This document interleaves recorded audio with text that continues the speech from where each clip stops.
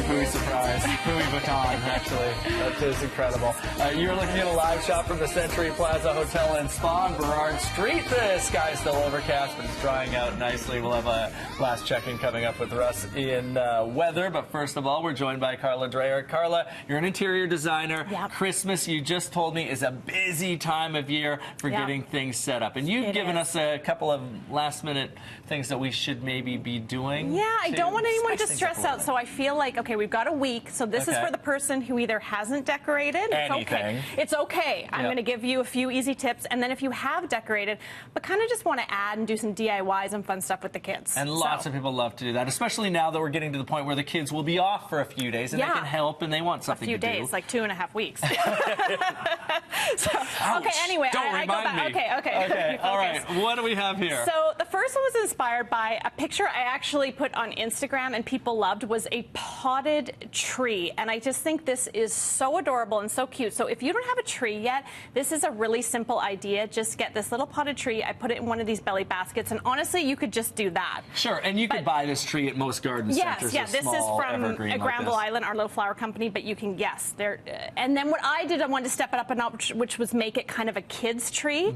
So adding these fun ornaments, but I was inspired by my 10-year-old daughter, who you can see these ones here. She had a Christmas party, and everyone got a glass ornament from Canadian Tire. And you take the top off, and they're putting stuff in there? You take the top off, and then they put in, like, ribbon. You can see this one's got leaves in it.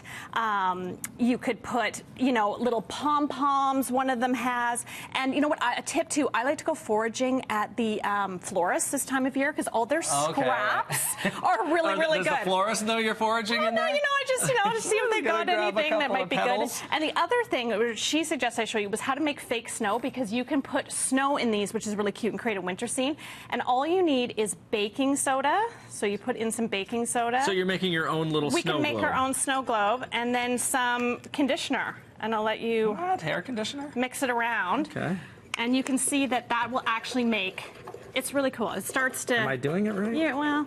I feel like you kind of are. Yeah, like it's starting there. It's starting there. Not... But take my word for it. Okay. All right. there it goes. Oh, now It'll we're doing start it. clumping yes, up. It's starting to clump up. And that looks really cute. Cool. What do we have here? Okay, obsessed with this. This is so cute.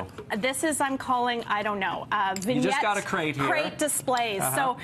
If you have a crate at home, put it on its side like this, and then you create this fun little vignette inside. So these cute, my hand's good, but cute little trees in there. I took some ornaments off the tree, a little deer. I put some lights. You could put something on the back, like actually have just a piece of like Christmas wrapping paper on the back. But I think you could set this anywhere, or if you want to get really ambitious, put it on the wall. Oh, kids would love hang this. it on the wall. That would be awesome. So simple and sweet. And you can get a lot of this stuff pretty much anywhere, right? Yeah, and the fake snow. Yes. Or whatever. Yeah, the fake snow. Okay, what do we have here? I thought this was just an ornament, but you have a specific location to use it. I have a location for this, okay, because this time of year, if you're hosting a dinner, you're thinking, what do I do for the table setting?